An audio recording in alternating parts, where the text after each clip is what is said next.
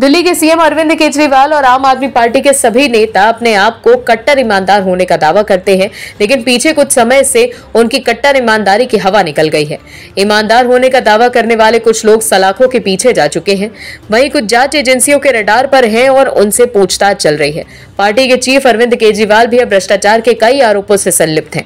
CM Kejriwal के बंगले पर खर्च हुए 45 करोड़ का मामला तूल पकड़ता जा रहा है। केजरीवाल साहब जब दिल्ली के मुखिया बने थे तब उन्होंने कहा था कि हम आम जनता के सीएम हैं, हमें वीआईपी ट्रीटमेंट नहीं चाहिए, हमें चमक धमक की जरूरत नहीं है। लेकिन कई बार राजनीति मिशन नहीं महत्वाकांक्षा का रूप धारण कर लेती है। शायद सीएम साहब के साथ भी ऐसा ही कुछ हुआ। जिनके सांसद संजय सिंह पूंजीवाद के खिलाफ आवाज बुलंद कर रहे थे, आज उन्हीं के शीर्ष नेता पूंजीवादी व्यक्ति जैसा जीने के लिए आतुर दिख रहे हैं, जिनके घर में रेशमी पर्दे, करोड़ों की टाइल्स और ऐशो आराम की सारी सुख सुविधा उपलब्ध है। लेकिन इन सबके बीच सवाल ये खड़ा हो गया है कि क्या ऐसा होता है आम आदमी का सीएम, और शायद इसका जवाब नहीं है।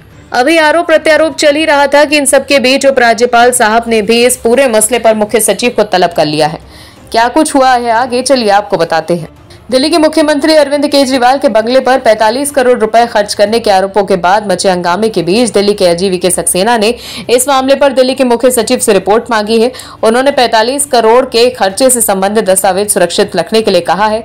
एलजी ने 15 दिनों के अंदर रिपोर्ट मांगी है। बीजेपी ने दिल्ली के मुख्यमंत्री अरविंद केजरीवाल के सरकारी निवास के सौंदर्यीकरण में खुल्लम खुल्ला भ्रष्टाचार किए जाने का आरोप लगाते हुए कहा कि उपराज्यपाल की छानबीन से बचने के लिए विभिन्न पदों में व्यय 10 करोड़ रुपए के नीचे रखा गया है। भाजपा के राष्ट्रीय प्रवक्ता सुधांशु त्रिवेदी ने बृहस्पतिवार को एक प्रेस कॉन्फ्रेंस में कहा कि दिल्ली सरकार के सामान्य वित्तीय नियमों के अनुसार 10 करोड़ रुपए या उससे अधिक की परियोजना से संबंधित फाइल उपराज्यपाल के पास भेजी जानी होती है, जबकि विभागीय प्रमुख या मंत्री को उससे कम के खर्च को मंजूरी देने का अधिकार है।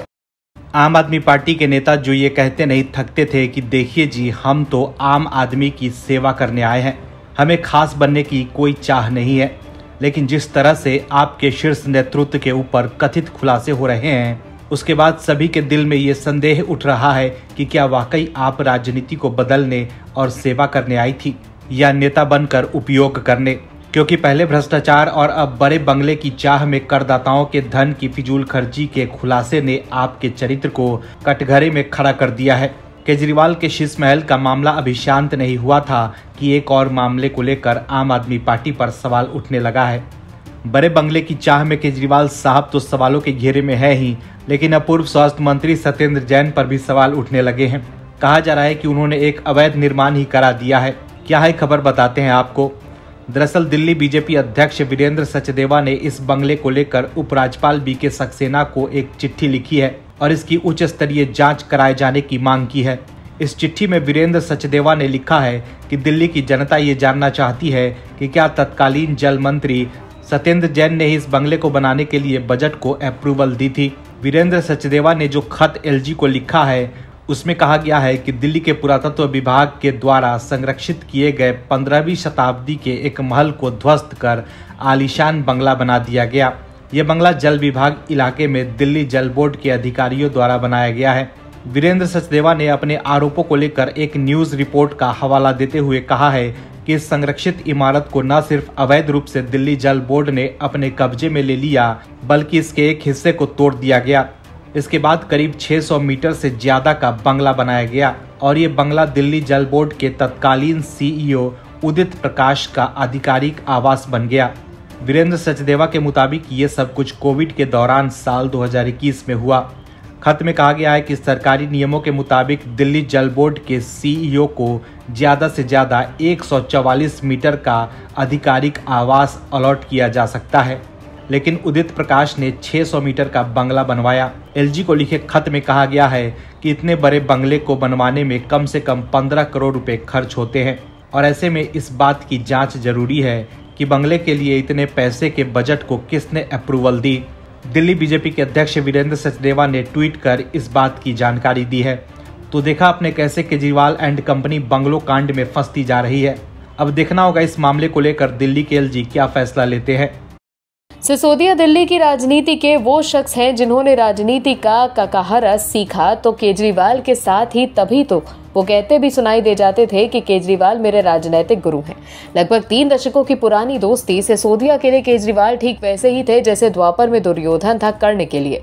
सिसोदिया ने हमेशा से ही केजरीवाल और उनकी सोच को सर्वोच्च सम्मान भी दिया और केजरीवाल ने भी सिसोदिया को नंबर 2 का तमगा दिया और दिल्ली सरकार के सभी महत्वपूर्ण विभाग भी। सिसोदिया को ये भरोसा हो चला कि शायद मित्र को भी मेरी अहमियत है, तभी तो सारे महत्वपूर्ण विभाग मुझे सौंप दिए। लेकिन सिसोदिया को कहाँ ही पता था कि जिस केजरीवाल को वो धर्मपरायण इंसान समझ रहे हैं, वही इंसान उन्हें ऐसी मुसीबत में फंसा देंगे कि वो अपनी बीमार पत्नी को छोड़कर जेल में रहेंगे। लेकिन ये सच है कि सिसोदिया जेल में है और केजरीवाल बाहर अपनी पार्टी का विस्तार कर रहे हैं, क्योंकि सिसोदिया लाख कोशिश के बाद भी बाहर नहीं आ पा रहे। सीबीआई ने अदालत में सिसोदिया की तरफ से पेश एक रिपोर्ट पर गंभीर सवाल खड़े कर दिए हैं और उनकी प्रासंगिकता पर सवाल खड़े कर दिए हैं कि फिर अदालत ने सिसोदिया को जेल भेज दिया। क्या कुछ घटित हुआ आज कोर्ट में बताते हैं आपको। दिल्ली के राउज एवेन्यू कोर्ट ने आबकारी नीति से जुड़ी मनी लॉन्ड्रिंग के मामले में एक बार फिर पूर्व डिप्टी सीएम मनीष सिसोदिया की जमानत याचिका खारिज कर दी है। इस मामले के खिलाफ मनीष सिसोदिया अब दिल्ली हाई कोर्ट में अपील करेंगे। आबकारी नीति मामले में ईडी ने मनीष सिसोदिया को बीते 9 मार्च को गिरफ्तार किया था। कोर्ट में ईडी ने कहा था कि जांच महत्वपूर्ण चरण में है और आम आदमी पार्टी के वरिष्ठ नेता ने ये दिखाने के लिए मनगढ़ंत ईमेल तैयार किए थे कि नीति को सार्वजनिक स्वीकृति यानी जनता की सहमति मिली थी। कोर्ट में ईडी ने कहा कि दरअसल जनता से जो राय ली गई थी वो जाली थी। आपको बता दें, केजरीवाल सरकार महत्वपूर्ण नीति या कोई बड़ा कदम उठाने से पहले जनता से राय मांगती है। इसके लिए अरविंद केजरीवाल ईमेल और टोल फ्री नंबर जारी करते हैं। आपको बता दें, इससे पहले अदालत ने सीबीआई के मामले में सिसोदिया की न्यायिक हिरासत को 12 मई तक बढ़ा दिया था। साथ ही इससे पहले मनीष सिसोदिया की जमानत पर फैसला 26 अप्रैल को सुनाया जाना था, लेकिन इससे 28 अप्रैल तक के लिए टाल दिया गया था। पिछली सुनवाई में कोर्ट ने ईडी और सिसोदिया की दलीलें सुनने के बाद आदेश सुरक्षित रख लिया था। ईडी ने जमानत याचिका के विरोध में कहा था कि जांच महत्वपूर्ण चरण में है, इसीलिए सिसोदिया को छोड़ने से जांच प्रभावित होने का खतरा होगा। कांग्रेस पार्टी दिनों चौतरफा घिरी हुई है। पार्टी में आंतरिक कलह चरम पर है और हर राज्य में कांग्रेस इन दिनों आपसी गुटबाजी का शिकार है। साथ ही पार्टी के बड़े नेता कानूनी पचड़े में फंसते नजर आ रहे हैं, जो कि लोकसभा चुनाव 2024 से पहले कांग्रेस के लिए बहुत बड़ा झटका साबित हो रहा है। कांग्रेस सांसद और मध्य प्रदेश के पूर्व मुख्यमंत्री दिग्विजय सिंह भी अब राहुल गांधी की तरह ही मुश्किलों में फंस गए हैं। बीजेपी प्रदेश अध्यक्ष बीडी शर्मा के खिलाफ साल 2014 में दिए गए बयान के चलते उन पर भोपाल कोर्ट में मानहानि के चल रहे मुकदमे मामले में धारा 499 और धारा 500 के तहत आरोप दर्ज किया गया है।